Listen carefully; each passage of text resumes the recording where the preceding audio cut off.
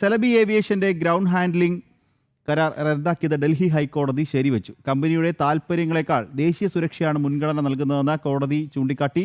ഇവരുമായി എസ് നന്ദഗോപൻ ചേർന്നുണ്ട്. നന്ദഗോപൻ, സെലബി ഏവിയേഷന്റെ ഗ്രൗണ്ട് ഹാൻഡ്ലിംഗ് കരാർ റദ്ദാക്കിയത് ഡൽഹി ഹൈക്കോടതിയും ഇപ്പോൾ ശരിവെച്ചിരിക്കുകയാണ്. സെലബിക്കേറ്റ കനത്ത വലിയൊരു തിരിച്ചടി തന്നെയല്ലേ ഇത്?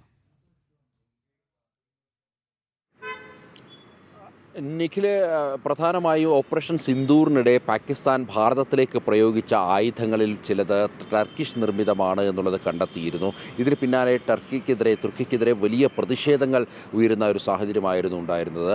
ഇതിനിടയിലാണ് ഈ കേരളത്തിലെ തിരുവനന്തപുരത്തടക്കം കൊച്ചി അടക്കമുള്ള എയർപോർട്ടുകളിലെ ഗ്രൗണ്ട് ഹാൻഡ്ലിംഗ് അത് സെലിബി ഏവിയേഷൻ്റെ കീഴിലാണ് എന്നുള്ള കാര്യം പുറത്തു വരുന്നത്.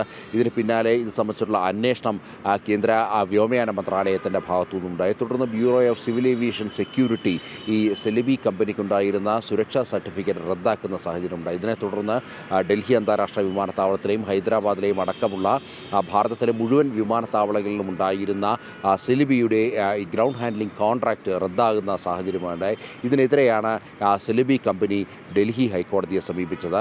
ഡൽഹി ഹൈക്കോടതിയിൽ സെലിബി നൽകിയ ഹർജിയിൽ ചൂണ്ടിക്കാണിക്കപ്പെടുന്നത് യാതൊരുവിധ മുന്നറിയിപ്പുകളും ഇല്ലാതെയാണ് ഇത്തരത്തിൽ കരാർ റദ്ദാക്കിയത്. ഇത് മാനുഷിക പരിഗണന പോലും, അല്ലെങ്കിൽ ഇത്ര തൊഴിലാളികൾ ഇവിടെ ജോലി ചെയ്യുന്നു എന്നുള്ള മാനുഷിക പരിഗണന പോലും നൽകിയിരുന്നില്ല. സാമൂഹിക നീതിക്ക് നിരക്കാത്തതാണ് ഈ വ്യോമയാന മന്ത്രാലയത്തിൻ്റെ ഭാഗത്തുനിന്നും ഉണ്ടായിരുന്നത് എന്നുള്ളതാണ് സെലിബിയുടെ ഭാഗത്തുനിന്നും ഉണ്ടായിരുന്ന ഹർജിയിൽ ചൂണ്ടിക്കാണിക്കപ്പെട്ടത്.